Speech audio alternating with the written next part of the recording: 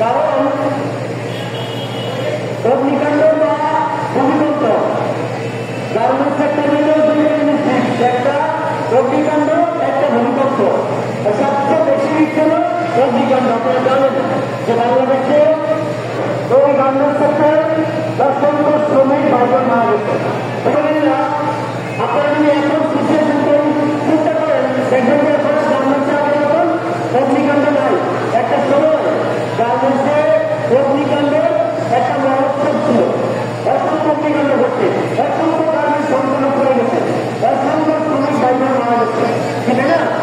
এখন দেখেন আমরা সবাই একটা নিয়মের মধ্যে চলে এসেছি, আমাদের গার্মেন্টসে ট্রেনিং হওয়া